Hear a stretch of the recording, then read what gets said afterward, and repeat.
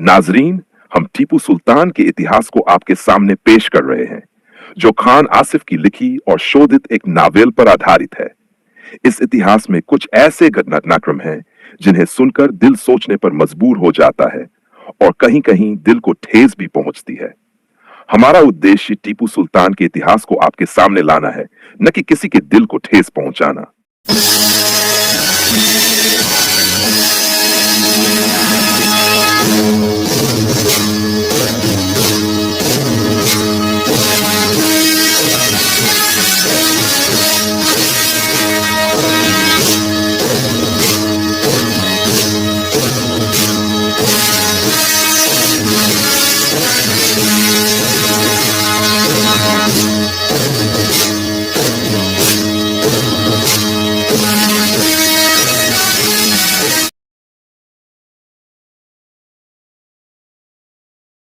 मुलाजमत देकर हैदर अली और नंदराज के पीछे लगा दिया गया था।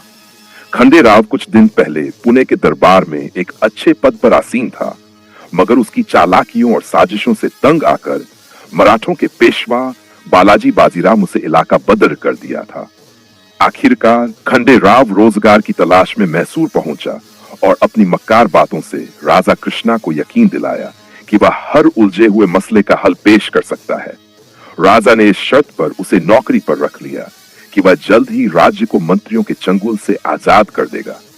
राजा का राजदार होने के कारण रानी लक्ष्मी अम्मा, रानी देवाजी मस्ती और दूसरी रानियां भी उसके करीब आ गईं। इन्हीं रानियों में एक युवा रानी कांता भी थी, जो कई सालों से विधवा का जीवन बिता रही थी। रानी कांता की शादी 16 साल की उम्र में चामराजा सप्तम से हुई थी। चामराजा ने से 1946 तक मैसूर पर हुकूमत की थी। सत्ता में आते ही उसने सभी मंत्रियों को बर्खास्त कर दिया था, मगर जैसे ही मंत्रियों को मौका मिला, उन्होंने चामराजा के खिलाफ साजिश करके उसे कैद कर लिया और कुछ दिन बाद झाड़ देकर मार डाला। हिंदू परंपरा के मुताबिक रानी कांता दूसरी शादी नहीं कर सकती थी। महल की रंगीन फिजाएं और जवानी की कुछ जरूरतें, इन सब के बीच रानी कांता की जिंदगी बहुत तकलीफ देह हो गई थी। फिर जब मैसूर में हर तरफ हैदर अली के कारनामों की गूंज सुनाई देने लगी, तो रानी कांता इस शानदार और आकर्षक इंसान के इश्क में गिरफ्तार हो गई। वह 6 फुट लंबा था और उसकी प्रभावशाली शख्सियत महिलाओं के दिलों में हलचल पैदा कर देती थी। हैदर अली कांता के दिल में उठने वाले तूफान से बेखबर अपनी जिम्मेदारियों को निभाने में मसरूफ था कि एक दिन रानी अपने जज्बात से मजबूर होकर मैसूर के सिपाही की खलवत में दाखिल हो गई। फिर जब कांता ने अपनी दिली हालत बयान की, तो हैदर अली सन रह गया। यह कैसे मुमकिन है? गैरत और शर्म से हैदर अली की जुबान लड़खड़ा गई। कहां आप और कहां एक मामूली खादिम? उसने इस तूफान को रोकने की कोशिश की। इश्क में कोई बड़ा छोटा नहीं होता। रानी कांता के लहजे की बेखुदी बयां से बाहर थी। मैं इश्क के आदाब से नावाकिफ सही, मगर अपने फर्ज से बेखबर नहीं। अचानक हैदर अली के लहजे में सख्ती आ गई। आप मेरी मां की तरह हैं और एक मां की पहली जिम्मेदारी यह होती है कि वह इस रिश्ते की पाकीज़गी को बरकरार रखे। बाजी हारते देख रानी कांता ने हवस परस्त औरतों की तरह चालबाजी दिखाई और हैदर अली के खिलाफ सख्त इंतकामी कदम उठाने की धमकी दी। रानी, आपने एक सिपाही के बारे में बहुत ही गलत अंदाजे कायम कर लिए हैं। हैदर अली की आवाज बहुत तेज हो गई थी। आपको शायद योजना बनाने में कुछ समय लगेगा, लेकिन मैं अभी पूरे महल में आग लगा दूंगा। फिर पूरे मैसूर को पता चल जाएगा कि हैदर अली कौन है और रानी कांता कौन है। हैदर अली के बिगड़ते तेवर देखकर रानी कांता घबरा गई। उसने हाथ जोड़ते हुए विनम्र स्वर में कहा, निस्संदेह तुम एक कर्तव्यनिष्ठ और उच्च चरित्र वाले सैनिक हो, इसलिए मुझे आशा है कि मेरा यह रहस्य इसी कमरे की चारदीवारी में दफन हो जाएगा। आशा नहीं, विश्वास रखिए कि आपकी इज्जत मेरी अपनी इज्जत है। हैदर अली ने हर शब्द पर जोर देते हुए कहा। इस घटना के बाद रानी कांता हैदर अली की कट्टर दुश्मन बन गई। उसने कई बार उस साहसी सैनिक को अपमानित करने की कोशिश की, लेकिन हर बार असफल रही। फिर जब खंडेराव मराठा राजा कृष्णा के खास दल में शामिल हुआ, तो रानी कांता को अवसर मिल गया। खंडेराव की शख्सियत में कोई खास आकर्षण नहीं था, लेकिन वह लंबा चौड़ा और मजबूत शरीर वाला व्यक्ति था। स्वभाव से चालाक और अय्याश भी था, इसलिए रानी कांता जल्द ही उसके करीब आ गई। खंडेराव को मैसूर दरबार में कुछ मजबूत सहयोगियों की जरूरत थी और रानी कांता अपनी मजबूरियों के कारण आसानी से उसका मुहारा बन सकती थी। आखिरकार दोनों के बीच एक गुप्त समझौता हुआ कि पहले हैदर अली और प्रधानमंत्री नंदराज को रास्ते से हटाया जाएगा, फिर राजा से छुटकारा पाकर मैसूर के सिंहासन पर कब्जा कर लिया जाएगा। खंडेराव इतना दूर था कि उसने राजा कृष्णा और रानी कांता दोनों के साथ अलग अलग समझौते किए थे। अब वह इस समझौते के हैदर अली को नवाब अरकाट वालाजा मोहम्मद अली के खिलाफ भड़का रहा था।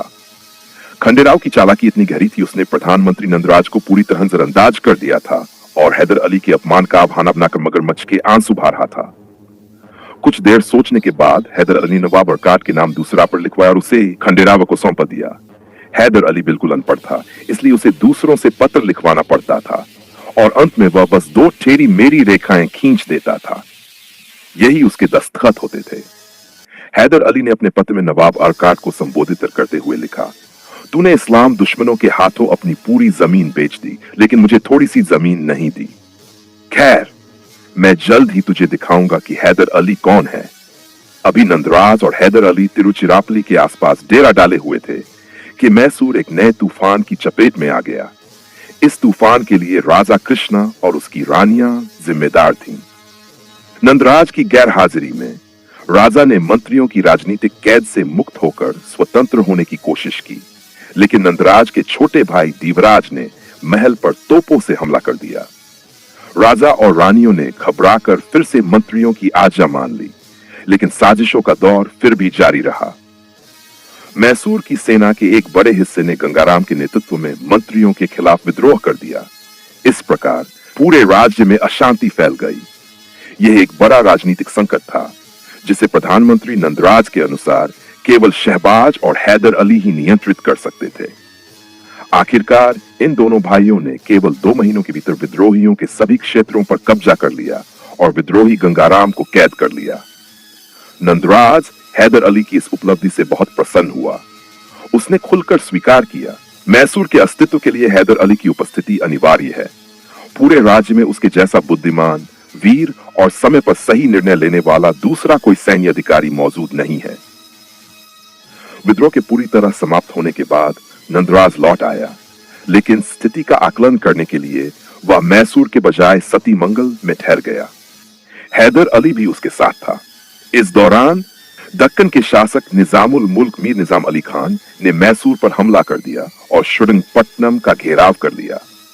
राजा कृष्णा ने एक दूत भेजकर हमले का कारण जानना चाहा, तो मीर निजाम अली खान ने अत्यंत अपमानजनक लहजे में उत्तर दिया, क्या तुम्हें याद नहीं कि तुम्हारी सेना ने वाला जाह मोहम्मद अली का साथ दिया था? यह उसी अपराध की सजा है। राजा कृष्णा ने फिर से एक दूत भेजकर विनती की, आप नहीं जानते कि मैं कितना असहाय शासक हूं। इस अपराध के लिए मंत्री नंदराज और उसका सहयोगी हैदर अली जिम्मेदार हैं। आखिरकार मीर निजाम अली खान ने राजा से एक बड़ी रकम लेकर घेराव हटा लिया और वापस चला गया। निजाम दक्कन के जाते ही मराठा पेशवा बालाजी बाजीराव एक विशाल सेना के साथ राजा कृष्णा से कर वसूलने के लिए मैसूर की ओर बढ़ा, लेकिन राज्य में बचा ही क्या था? मीर निजाम अली खान पहले ही खजाने को लूटकर दूर जा चुका था। आखिरकार राजा कृष्णा ने 1 करोड़ रुपए देने का वादा करके अपनी जान बचाई। बालाजी बाजीराव ने इसके बदले में गारंटी मांगी, तो राजा ने राज्य का एक बड़ा हिस्सा मराठों की निगरानी में दे दिया। जाते जाते पेशवा बालाजी बाजीराव ने सिरा के सूबेदारी को भी समाप्त कर दिया। नवाब दिलावर खान को कोलार की जागीर देकर उसकी जगह बलवंत राव मराठा को सिरा का सूबेदार नियुक्त कर दिया। स्थिति बेहद भयावह थी। राजकृष्ण एक भिखारी बन चुका था और मैसूर राज्य किसी मृत्युशैया पर पड़े रोगी की तरह अंतिम सांसें ले रहा था।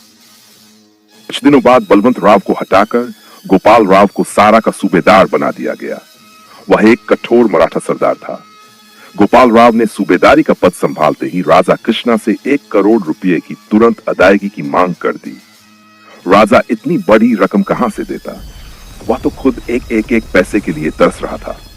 आखिरकार गोपाल राव ने उन क्षेत्रों पर औपचारिक रूप से कब्जा करना शुरू कर दिया जो गारंटी के रूप में दिए गए थे। अब मैसूर की हुकूमत सिर्फ श्रीरंगपट्टनम और उसके आसपास के इलाकों तक सीमित होकर रह गई थी। यह खबर सुनते ही राजा ने अपनी बेबसी पर विलाप करना शुरू कर दिया। अगर मेरी बात मान ली जाती तो राज्य को ये बुरे दिन न देखने पड़ते।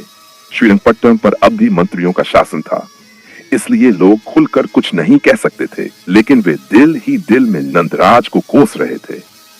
राजा कृष्णा अपने मंत्रियों और उनके परिवारों पर तो अपना गुस्सा नहीं उतार सका, लेकिन उसने हैदर अली की पत्नी और बच्चों को महल के उस हिस्से में भिजवा दिया जहां निम्न श्रेणी के सेवक रहते थे।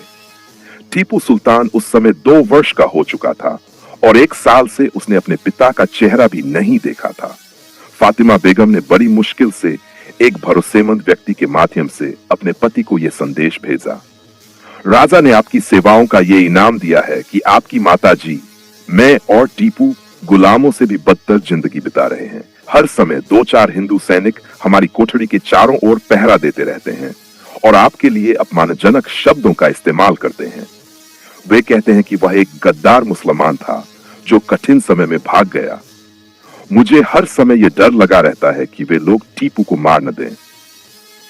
एक दिन उन्होंने यह भी कहा कि अगर हैदर अली वापस नहीं आया तो उसके अपराध की सजा उसके बेटे को दी जाएगी। मेरी आपसे प्रार्थना है कि आप सती मंगल को छोड़कर किसी अन्य राज्य में चले जाए और इस शहर की ओर लौटने की गलती भी मत कीजिए, क्योंकि अब यह शहर इज्जतदारों के रहने लायक नहीं रहा। हैदर अली ने अपने विश्वास पात्र सैनिक शुजात खान से फातिमा बेगम का पत्र पढ़ने को कहा। जब शुजात खान आखिरी पंक्ति तक पहुंचा तो हैदर अली की हालत बिगड़ गई। उसके चेहरे पर एक साथ गुस्से और पीड़ा के भाव उभर आए। फिर अचानक उसने शुजात खान के हाथ से पत्र छीन लिया और सीधे प्रधानमंत्री नंदराज के पास पहुंचा। क्या हुआ हैदर अली? नंदराज अपने सैन्य अधिकारी की बिगड़ी हुई हालत देखकर घबरा गया। हैदर अली ने अपनी पत्नी के पत्र का हवाला देते हुए पूरी घटना सुनाई और कहा, मैंने कभी सपने में भी नहीं सोचा था कि महाराज मेरी सेवाओं का ऐसा इनाम देंगे। ये तुम्हें महाराज से कोई उम्मीद नहीं रखनी चाहिए थी। नंदराज ने बड़ी चतुराई से बीते हुए लोहे पर पूरी ताकत से वार किया और हैदर अली को राजा कृष्ण के खिलाफ भड़काने की कोशिश की। तुम तो मैसूर राज्य के नए नए सेवक हो, इसलिए पहले ही घाव की जलन से कराह रहे हो। मेरी ओर देखो हैदर अली। नंदराज ने अपने सीने पर हाथ रखते हुए कहा, यहां तो घावों की कतार लगी हुई है। किस किस घाव को गिनाऊं? इस स्वार्थी इंसान की पहचान नहीं होती, वरना अब तक नंदराज की चिता जला दी गई होती और मैसूर के प्रधानमंत्री की राख हवा में उड़ रही होती। मैं हर हाल में मुसलमान ही रहूंगा और आप भी अपना धर्म नहीं बदलेंगे। हैदर अली ने हवा के रुख को पहचानते हुए कहा। प्रधानमंत्री नंदराज ने चौंक कर हैदर अली की ओर देखा। मैं तुम्हारी बात का अर्थ नहीं समझा। अगर मैं किसी मोर्चे पर हार जाता हूं तो आप आसानी से मेरी पूरी शख्सियत को कलंकित कर देंगे और कहेंगे कि मैं एक मुसलमान था, इसलिए मैसूर राज्य के साथ गद्दारी करके अपने हम मजहब लोगों से जा मिला। हैदर अली के लहजे में तलवार से भी ज्यादा धार थी। नंदराज के पास हैदर अली के इस सवाल का कोई जवाब नहीं था। कुछ पल के लिए वह बहुत परेशान नजर आया। फिर बड़ी मुश्किल से उसने अपनी घबराहट पर काबू पाया और हैदर अली को संतुष्ट करने के लिए रुक रुक कर बोलने लगा। मैं राजा कृष्ण की तरह संकीर्ण विचारों वाला और कट्टर नहीं हूं। अगर ऐसा होता तो मैं तुम्हें हिंदू सैनिकों पर प्राथमिकता क्यों देता? तुम अच्छी तरह जानते हो कि मेरी जाति में भी अनगिनत वीर योद्धा हैं, लेकिन फिर भी मैंने तुम्हें चुना। आखिर क्यों? नंदराज बहुत बड़ा चालाक व्यक्ति था। उसने हैदर अली के सवाल का जवाब देते देते खुद एक अजीब सवाल पूछ लिया। मैसूर का प्रधानमंत्री हैदर अली को केवल एक बहादुर सैनिक समझता था। उसकी नजर में यह मुस्लिम सैन्य अधिकारी राजनीति की उली चालों को समझने में असमर्थ था। इसलिए नंदराज अपनी आदत के अनुसार हैदर अली से भी शब्दों की बाजीगरी खेल रहा। उसे पूरा यकीन था कि वह आसानी से हैदर अली को मात देकर निरुत्तर कर देगा, लेकिन हैदर अली नंदराज की सोच से भी ज्यादा बुद्धिमान था। कुछ वर्षों की सेवा के दौरान उसे हर्षताएं पड़ चुकी कि राजा कृष्ण और प्रधानमंत्री नंदराज अपनी अपनी जरूरतों के अनुसार उस सेतु तक एक मोहरा बनाए रखना चाहते थे, जब तक कि राजनीतिक सौदेबाजी में लाभ मिलता रहे, और जब नुकसान का दौर शुरू हो जाए तो उसे अछूत बनाकर जिंदा छोड़ दिया जाए या फिर किसी गुप्त साजिश के तहत उसका अंत कर दिया जाए। राजा कृष्ण तो बेनकाब हो चुका था, लेकिन नंदराज के चेहरे पर अभी भी कई मोटे पर्दे पड़े हुए थे। हमारे चैनल को सब्सक्राइब करें और बेल आइकन दबाएं ताकि हमारा वीडियो आप तक जल्द से जल्द पहुंचे।